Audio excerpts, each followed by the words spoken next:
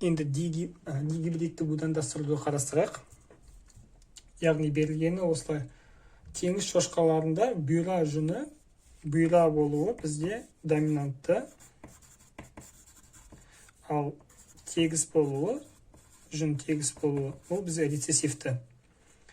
Енді жүні қысқа болуы бізде доминантты,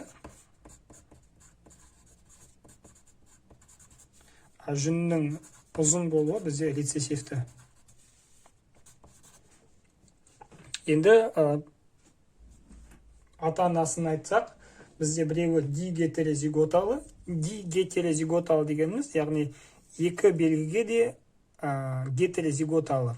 Яғни, қазір жазып көрсетейін, П1 ата-аналары дигетерозиготалы болса, А-да да, Б-да да бізде гетерозиготалы деген сөз. Ал екіншісі бізде доминантты дигомозиготалы дейді. Яғни доминантты екеуде үлкен, гомозиготалы деген бірдей. Яғни үлкен А, үлкен А, үлкен Б деген сөз. Енді бізде жаңағы сияқты гаметаларын тауып алу керек. Гаметаларын тапқан кезде бізде кішкене мына жерде моногибридті будандастырудан қарағанда бөлектеу.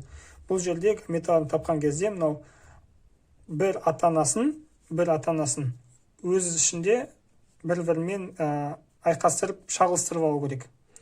Қазір көрсетемін. Міне, үлкен аны екі Б-мен қосу керек. Үлкен аны үлкен Б-ға қосам, үлкен аны кіші Б-ға қосам, сонда міне үлкен А үлкен Б шығады, үлкен А кіші Б шығады, үлкен А кіші Б шығады.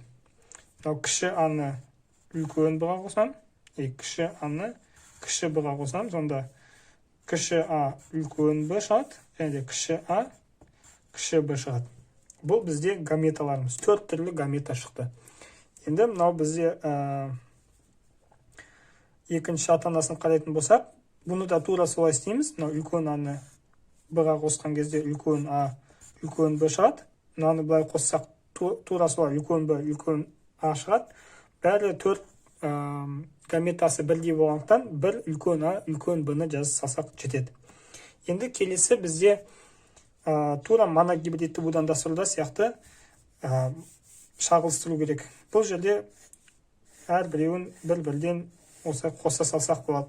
Мына А-ны А-ға, Б-ны Б-ға қосамыз. Сонда F1 бізде шығады. А-ны А-ға қосамыз. Үлкен А, үлкен А, үлкен Б шығады. Содан кейін А-ны А-ға, кішкентай Б-ны үлкен Б-ға қосқан кезде үлкен А, үлкен А, үлкен Б, кіші Б.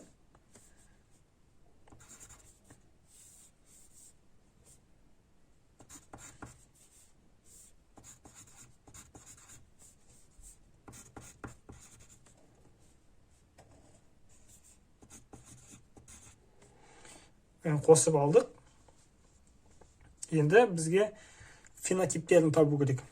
Фенотиптері бізде бәрі 25%. Мынау үлкен А болғанда, яғни бұйра деген сөз. Бұйра, және де үлкен Б, шашы қысқа да. Шашы емес, жүні. Енді мынау үлкен А, яғни бұйра. Үлкен Б болғандықтан қысқа. Үлкен А болғандықтан бізде бұйра. Қайтадан қысқа, үлкен Б болғандықтан. Және де үлкен А болғанда бұйра, және де қайтадан қысқа екен. Не көріп тұрғандарыңыздай, бізде фенотиптері бәрінде бірдей болып шықты. Яғни біз 100% бұйра және де қысқа жүнді теңіз шошқалары деп айтамыз. Ал егер бізден генотипінің қатынасын сұраса, онда бізде 4-еуі де әртүрлі болғандықтан генотиптің қатынасы бірге қатынасы деп жазамыз.